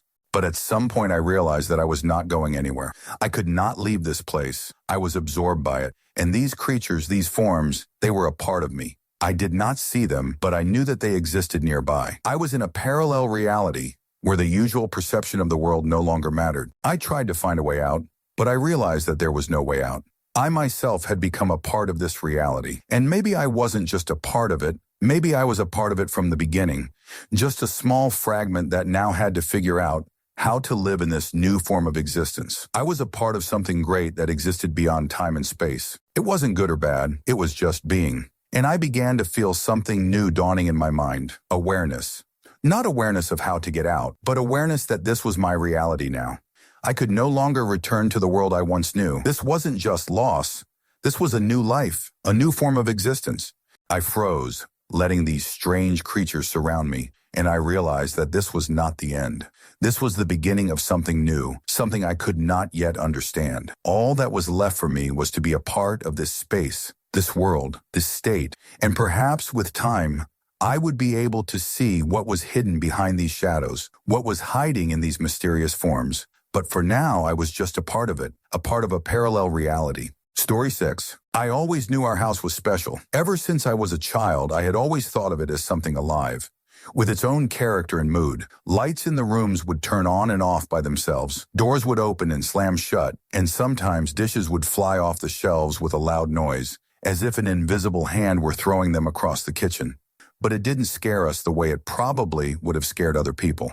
We accepted what was happening as something ordinary, something that had always been and always would be. Our family joked that the ghost had simply come to check on us, and everyone accepted it as normal. I remember how, as a child, I would often wake up at night from strange sounds, footsteps on the floor, heavy breathing in an empty room, and there was no feeling of fear, just curiosity. Mom said that it was an old house and that there could be strange sounds in it. My brother and I even happily went to check what was there, in the dark, trying to find a logical explanation, but we found nothing. And when we returned, the sound of footsteps seemed to follow us, but there was not a single living creature in the house except us. And still, we resigned ourselves. For us, it became as normal as for other people, having a cat or a dog. The house was old, solid, with wooden floors that creaked underfoot and antique furniture, which only added to the feeling. We were used to it. I didn't even think about it until everything changed. We were an ordinary family living in an old house with its quiet night sounds and constant rustling. When I thought about our house, I always imagined those moments when we sat down at the table in the evening and the sky outside the windows gradually darkened. Then the house became especially quiet, and sometimes there was a feeling that someone was standing outside the window and watching. On those days I laughed, joking that it was our ghost. But everything changed when my grandmother moved in. In early 2013, she decided to stay with us. My grandmother was special. She always had a magnetism. Her presence in the house felt like she was part of it, like the house lived thanks to her. But when she arrived, something strange happened. Everything stopped. All those mysterious events that used to be part of our lives stopped. The lights no longer flickered, the dishes did not fall, and footsteps did not sound at night. It was so unexpected that I did not even notice how quickly the rhythm in our house changed. The strange feeling disappeared. It was strange for us, but we also got used to it, as we always got used to everything. I didn't think much about it because Grandma was with us, and her presence filled the house with warmth and peace. I thought the house had become quieter and cozier. Even on those rare nights when I couldn't sleep, I didn't feel those old ominous sounds that had once seemed normal. The house had become just a house, calm, familiar, without strange events. But then when Grandma died, it all came back, and much stronger. Her death was unexpected. It was so fast and abrupt that we were all in shock. We couldn't understand how something like this could happen. That day, she died right in our shared room. My mother was there, watching, and my father, as always, was drunk and didn't even react properly. When we heard screams, my brother and I ran outside to escape the chaos that was starting in the house. I remember standing outside, and inside the house, I could hear my mother screaming and sounds that were impossible to describe. I don't even know what I felt at that moment. I didn't care because I couldn't understand what was happening. Then came the funeral, and life, as it often does, returned to normal. Although in our hearts we all felt a certain emptiness. The house became quieter for us, not as full and alive as before. Even my brother, who had always seemed the most indifferent, seemed somehow more withdrawn, absorbed in what had happened. I couldn't shake the feeling of loss. Grandma had had so much energy and life that her absence seemed almost physically tangible. She had been part of it all, part of the house, and now she was gone. After she died, something changed in the house, as if some of that presence had disappeared and something else had filled the void. It was something inexplicable, and I started noticing strange things. I felt things moving in the dark again, like someone was just watching me. At first, it was light touches on my legs, like someone was touching them while I was trying to sleep. Then it got worse. My bed would shake, my bedroom door would slam shut when I tried to leave, and sometimes the air would smell like cigarette smoke. But I never smoked, and these sensations were too real to ignore. I tried to talk to my mother, but she said I just missed my grandmother, and maybe I was imagining things. Nana left an impression, she said, but it was all too strange to ignore. It was coming back, and it was getting worse. The house was getting darker. I tried to brush it off, to ignore it, but every time I tried to relax, something would bother me. It seemed to me that it felt my pain and longing for my grandmother and used it as a weapon. But the more I tried to close myself off from these feelings, the stronger they became. It was already something more than just memories. No matter how hard I tried to ignore these strange occurrences, they did not disappear, but on the contrary, became more and more intrusive and frightening. It all started when I again felt the presence of something invisible in the night. At first, I thought it was just my excessive sensitivity. Maybe I was too worried about my grandmother's death, too worried about everything that happened that year. But when the strange sounds continued to haunt me, when I again began to feel cold touches, I realized that these were not just my fantasies. One night as I lay in bed, unable to sleep, I felt something cold and soft sliding down my legs. I was old enough to know it couldn't be a cat or the occasional touch of a blanket. It was too conscious. Fear filled my head, but I didn't move. I just lay there, trying to figure out what was happening. It lasted for a few minutes before it faded, but the sensation haunted me like a dark shadow that wouldn't let go. The next day, I told my mother, and she again said it was just my imagination. Maybe I missed my grandmother, and that was what was causing me these feelings. Maybe I was worried, but I wasn't sure of my feelings anymore. I knew something was wrong. Even my brother, who had always been skeptical, was getting nervous. He noticed that the cats had started avoiding my room, as if they felt the same as me. They wouldn't come in there anymore, even if the door was open. It was weird. Even animals could sense the presence of something abnormal. The more I tried, one day, Mom didn't take these events seriously, but I felt the house begin to fill with an increasingly strange energy. It wasn't just a feeling of unreality. It was a sense of a physical presence, as if something was nearby, right outside the door, and I couldn't figure out what it was. The more I tried to live as before, the more these phenomena became. It was not something normal that could be ignored. It was something alive. And with each day, with each night rustle, I began to think more and more that something was stuck in this house, something that did not want to let us go. My doubts grew stronger, and I looked around more and more often, as if something or someone could appear right out of the shadows. Sometimes it seemed to me that I heard breathing behind my back, but when I turned around, I found no one. When I told my mother again about how I was feeling, she seemed less sure that it was all just my imagination. She didn't say that it was all just empty talk. Instead, she just listened to me silently, and I think I saw some kind of worry in her eyes. I couldn't explain it exactly, but in that moment, it was clear to me that she felt that this was something real. Maybe she was worried about the same things that I was, but she just didn't want to admit it. She still believed that I was simply suffering from the loss of my grandmother, and that everything that was happening was a result of stress and anxiety. But I felt uneasy. I felt that this couldn't be my imagination.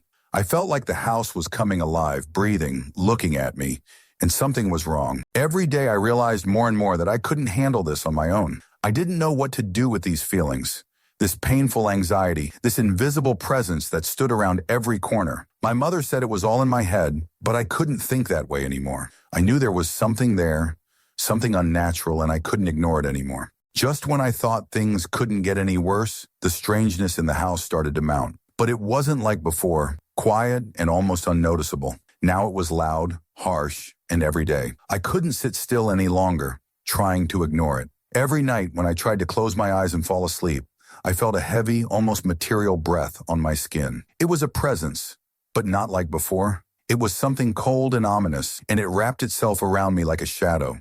I couldn't separate reality from my fears anymore.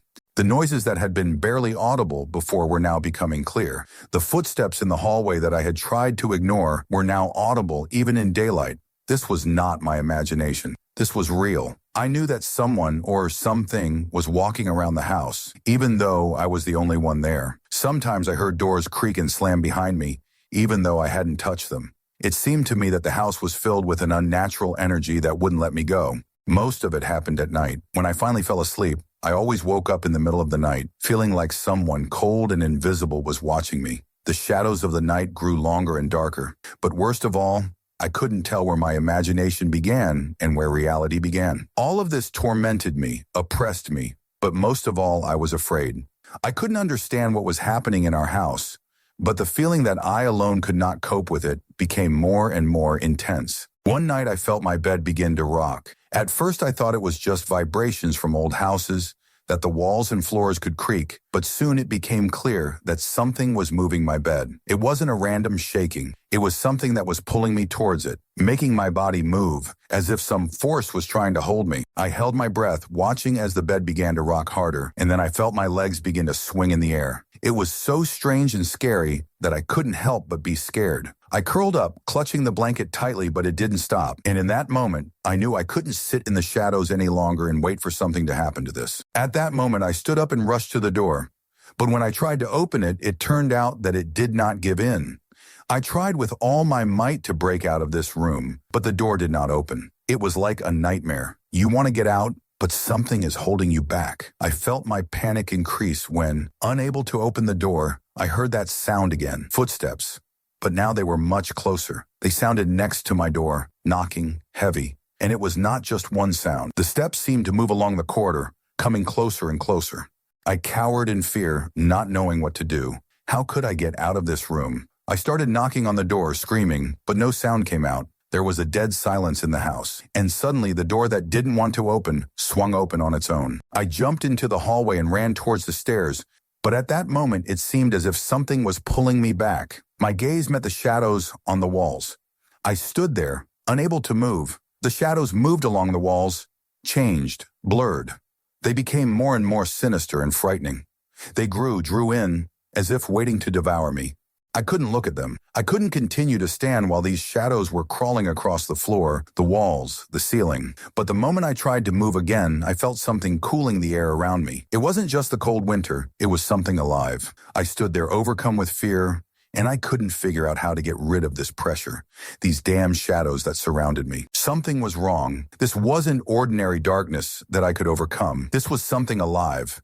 It was watching me, not allowing me to move. My heart was pounding in my ears, but I couldn't leave. I was pinned to the wall, as if the shadow itself was holding me captive. I started to feel this strange presence filling the whole room, enveloping it. And at that moment, I realized that it was the same thing I had felt in the past when I was in my room at night. It was there, in the corner, between the walls. It seemed to live in every corner, in every crack. And then I felt that look again. But now it wasn't just a feeling. It was a look that penetrated me, made me tremble with fear. It was all-encompassing. It was real. I began to feel the cold again, but this time I couldn't tell where it was coming from.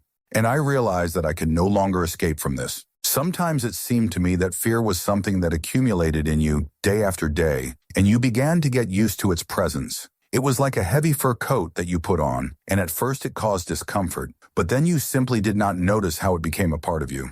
That was how it was with me. I tried not to pay attention to what was happening, not to think about the fact that every night I felt the presence of something. But the more I tried to suppress this feeling, the stronger it became. Everything started happening faster. I didn't know what it was, but now I was sure of one thing. It was following me. These feelings never left me for a minute. I tried to forget myself in everyday worries, looked for activities that could overshadow the fear, but every time I was alone, the feeling of presence became unbearable. That night, I couldn't sleep. It wasn't just anxiety. It was a feeling of being trapped, and someone or something was watching me. My body felt like it had turned to stone in the darkness. I tried to move, but I couldn't.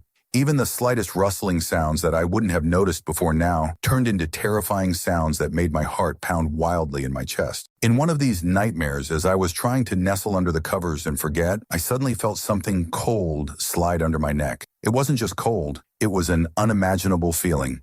Every hair on my skin standing up, my breathing becoming ragged. I turned around, but there was no one to see. The room was completely silent. I felt the air around me become thicker, as if I were in another dimension. That was it, the feeling that something was watching me, not letting me rest, haunting me. I knew I couldn't stay in this room. I had to leave, even though it seemed absurd. But I had no choice. Smoothly, like in a nightmare, I stood up and walked to the door. It swung open effortlessly. And then I felt the cold again. But this time, it wasn't just in the air. It seemed to be reaching out to me, absorbing my every step. I froze at the threshold, ready to run out into the hallway. But at that moment, a shadow flashed in the corner of my eye again. I turned, and there before me was a figure, strange and dark, like a mirage. It stood in the shadows, its outlines barely discernible. I could have sworn it was not just a person. It was something alien, unnatural. The shadows around the figure seemed to pull it toward them, and its movements were too fluid, as if it were part of that shadow, part of something that could not exist in the ordinary world. My breathing was getting rough, and it was hard to focus on what was happening. I took a step back, unable to believe what I was seeing, but the figure didn't move. It stood there, as if it was waiting for me to make the next move, for me to make a mistake. I felt my body fill with panic again. I don't know how long I stood there, literally not moving, afraid to make an unnecessary move. I was paralyzed, as if all my strength had left me, and I had no choice but to wait. Time was so stretched out that I couldn't understand how much had passed. Minutes seemed like hours. Finally, I was able to move. I turned around sharply and ran as fast as I could into the hallway, forgetting about the doors, the blocked entrances. It was all one big chaos. Footsteps, panic, a pounding heart, my own screams, but no one heard me. I ran into the kitchen, huddled near the table, and tried to collect my thoughts. When I realized that nothing was happening, that the shadow was no longer approaching, I carefully returned to my bedroom. But nothing had changed. The darkness was there, as before. It filled the room, became part of it. I realized that this shadow was not just a ghost, it was something else. Something much more terrible. No matter how hard I tried, I couldn't shake the thought that it was all connected to the house, to its atmosphere. This house was a living thing, and it wasn't going to let me go. Everything I felt was not random, and maybe my grandmother was part of it. I tried to find an explanation for what was happening, but the more I tried to rationalize, the more lost I became. Every night I woke up in fear. It was like a vicious circle with no way out. I couldn't breathe. I couldn't think of anything else. This feeling consumed me, sucked out the last of my strength, and I could no longer pretend that everything was normal. Fear had become a part of me, That's when I realized I had to do something. I had to find out what was going on with this house. There was no other way. I couldn't live in this constant fear. Every day became more and more confusing and disturbing. I couldn't stop thinking about what was happening in the house. This strange atmosphere, this unbearable shadow that seemed not only a part of the house, but also a part of myself, did not leave me. Soon I realized that all this could not be just a coincidence or fiction. The fear became so real that I could not ignore it anymore. I was trapped, and although I tried to hide from it all, knowing that I could not leave the house, despair overtook me. The realization that I couldn't keep it to myself any longer came when I started noticing other oddities. For example, uninvited guests had been appearing in the house more and more often lately, and not only in the form of that cold presence that followed me, but also in the form of strange sounds and smells. Sometimes I heard as if someone was whispering in my ear, and sometimes the smell of cigarette smoke became so strong that I felt like I was about to suffocate. But the scariest thing was the feeling that someone was watching my every move. I felt the presence of this entity next to me, and it was not just psychosis. I decided I needed to learn more about the house, its history. Maybe it would help me understand why I was feeling this way. Was I just emotionally drained, or was this really something supernatural? I knew that to deal with this, I needed to find answers. One evening, as I sat alone in the living room, I thought about talking to someone who could help me. Of course, it was strange to seek advice from people who could not understand what was happening, but I had to do something. I decided that I would explore this house. I could not continue to live in constant fear, not knowing what was happening. One day, I found an old box full of photographs and documents in the basement. They belonged to my parents. The ancient photographs of my grandparents and their relatives seemed more than just memorable. They were engulfed in the same strange shadows I had seen. I began to look at the photographs more closely. A few pictures caught my attention. They were moments when my grandparents were standing in the house, surrounded by people with strange symbols painted on the walls. I couldn't figure out what they were, but some of the pictures showed strange figures that weren't in others. My grandfather seemed to be a very quiet man. He didn't like to talk about his past. I began to suspect that what was happening in the house was connected to his personal history. Maybe this mysterious shadow was more than just a product of my imagination. Maybe everything that was happening had roots in his past. I determinedly began to look further. A few days later, when my parents were away, I decided to do some more digging. I started looking for any references to the house we lived in old records and books.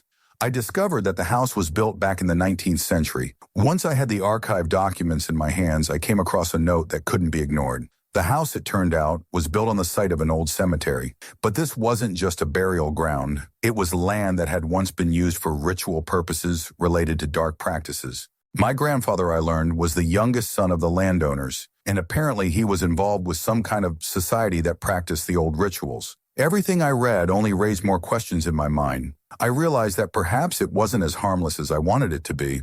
This wasn't just an old ghost. It could be something more serious, something that seemed to have stayed in this house. The fact that the activity began to intensify after my grandmother's death was another disturbing detail. I began to wonder if her death might have played a key role in what was going on in the house. Was it just a coincidence that she died there? And why did it all start to intensify after her death? Each new discovery only added to my fear, but I could no longer stop. I knew that I had to get to the truth, no matter how terrible it was. For several days, I returned to the basement again, reading old notes, looking for traces. The nights became even more disturbing. I thought I could feel something watching me in the dark, but now I was sure that my grandmother probably knew more than she had ever said. The shadows around me grew darker, and the fear grew stronger. I could no longer simply ignore this house, its atmosphere, its history. The answers I was seeking seemed more and more terrifying, but I needed to understand what was happening here. After I learned that the house we lived in was built on the site of an old cemetery, and that there was a history of dark rituals associated with it, I could no longer just sit back. The answers I was looking for became more and more frightening, and the deeper I dug, the more I felt the presence of something invisible and hostile. It was here, in this house where we lived, where I grew up, and where now my life has become unbearable. My nights became more and more nightmarish. I could no longer close my eyes without feeling someone standing next to me, not knowing where these sounds came from. These cold touches, as if someone was pulling invisible strings to make me feel part of this nightmare. I tried to fight this fear, but its shadow became all-encompassing. Even during the day, I felt it haunting me, as if the house itself was becoming more alive and sinister. One night, after another long day of searching, I found myself back in the basement. It was a place that had now become something of a sanctuary for me, though it had always been dark, menacing, and filled with unimaginable secrets. I found an old notebook that had belonged to my grandfather. It was covered in strange symbols and writings that I couldn't understand. But one word caught my attention: spell. I felt a chill run down my spine as I tried to decipher the writing. The more I delved into the old texts, the clearer it became that my grandfather had not merely witnessed these events, he had been part of them. He may have known that the house was a place of power, a place where the boundaries between the worlds of the living and the dead became impossibly thin. It was not a house built to be lived in, but to be part of something much larger, darker, more mysterious.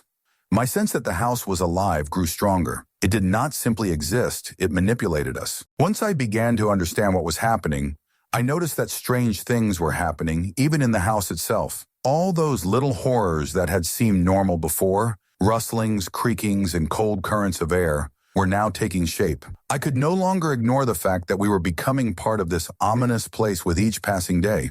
There had been a lot of shadow around, but now those shadows were becoming thick and tangible. The day I decided to talk to my parents, it became clear to me that they knew more than I thought. We never discussed it openly, but it was as if they intuitively understood that something was wrong, and at some point they began to notice changes. But my parents always brushed it all off. For some reason, they tried to convince me that I was exaggerating, that all this was just my fears. I could no longer believe it. Their reactions made me realize that they probably didn't want to remember what happened in that house. I went back to the archives I had found in the basement and leafed through the old notes again. The strange symbols on the walls and the photographs that never showed everyone present began to take on a reality. These weren't just jokes or coincidences. This was something far more dangerous. I now understood that after my grandmother's death, something had awakened in the house. Perhaps her death had played a role in awakening something that had been hidden. Perhaps it was her attachment to the house, her unconscious attraction to something sinister. I realized that only by knowing the truth could I get rid of this shadow that was haunting me all the time. But how? How could I find the answers to all these questions? I knew I had to figure it out, but I was now convinced that the answer lay in more than just searching for information about the past. It wasn't just a matter of reason. I had to somehow connect with what was hidden in the house, with what had come to life after my grandmother's death. And I knew that this step was too important and too dangerous. Every now and then, when I sat alone in the dark and thought, it seemed as if the house was filling with those terrible sounds again, as if it was getting closer. I felt like it was hearing my thoughts, that something was waiting for my next move. But I couldn't stay in the dark any longer. I had to do this, find a way to gain control of this house, or at least understand it so that I wouldn't become part of it. The fear I felt became my guide, and I couldn't stop. Every day was a challenge, but I knew I was on the right path. I couldn't live in ignorance any longer. I had to get to the bottom of what was happening, even if it meant facing what I had been avoiding for so long. The night had come again. It always did, but lately it felt different, as if the darkness itself was waiting for something. No matter how hard I tried to understand what was happening, no matter how hard I tried to convince myself that this was all just my imagination, I knew that every step brought me closer to an answer. The more I searched, the clearer one thing became. I couldn't stay away. This house, its walls, its air, everything was permeated with something inherently sinister, and it lived within it like part of its very being. I couldn't understand why now. Why me? But the more I thought about it, the more I felt it wasn't a coincidence. The moment I began to realize that the house itself wasn't just an old building, wasn't just a place where people lived, something in that place had awakened, something long forgotten, but still powerful and dangerous. My determination to find answers never wavered. Over the weeks, I had learned much about the dark history of this house, the sacrifices and rituals that had once taken place within its walls. Strange symbols left on the walls and ceilings, paintings that were not in the old photographs. All of this pointed to one thing. The house was more than just a home. It was a place of power, a place where worlds collided, where long-dead entities lived in this place, and they were part of its essence. That night I decided to take a step that might change my life. My heart was beating alarmingly, and my breathing was getting deeper and heavier as I descended the stairs to the basement. I didn't know what I would find there, but I intuitively felt that this was the place where I could uncover the secret. I couldn't wait any longer. When I entered the basement, I immediately felt something change. There was something heavy, compressed in the air.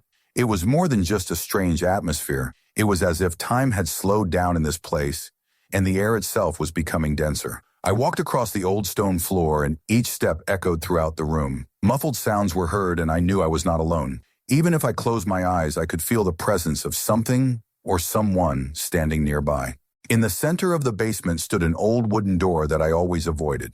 It was slanted and dented, but somehow it was inviting. With each passing second, its unremarkability grew more sinister. I walked up to it and with a sinking heart reached out and touched it. The door was cold and sticky, as if something was stuck to it that could not be washed away. My brain tried to brush away what I was feeling, but my mind was relentless. Everything that was happening was connected to this place, in this closed loop. I opened the door. A gust of wind rushed out, immediately blowing over me, and I felt a strange sense of anxiety, as if someone was nearby.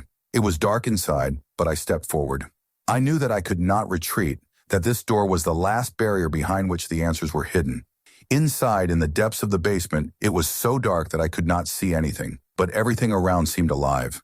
The walls were shaking and the air was thick, as if something alive was breathing in the darkness. I decided to keep going. Every step echoed in the empty room, and with every step I took, it became harder and harder to breathe. It was as if the air was becoming thick as tar, and I felt all my thoughts, everything I had known up until that moment, dissolving into this darkness. More and more images came into my head that I couldn't explain. Visions, memories, all connected to this place. I felt my body tense, but I couldn't stop. And then a figure appeared before me. It was something I could only call a shadow. It stood right in front of me. And although I could not see its face, I felt it watching me intently. It was not just a presence, it was something that knew what I was looking for, and it did not want me to. I stood there unable to move until suddenly I heard the door slam behind me. I screamed, but my body wouldn't obey. Everything around me began to slow down. The darkness grew thicker, as if space itself was beginning to shrink. And then I felt something cold and cruel envelop me. My legs couldn't move. I was bewitched. In that moment, I realized I was in the very center of what I had been trying to understand all this time. This place, this house, was connected to something much older than I could have imagined.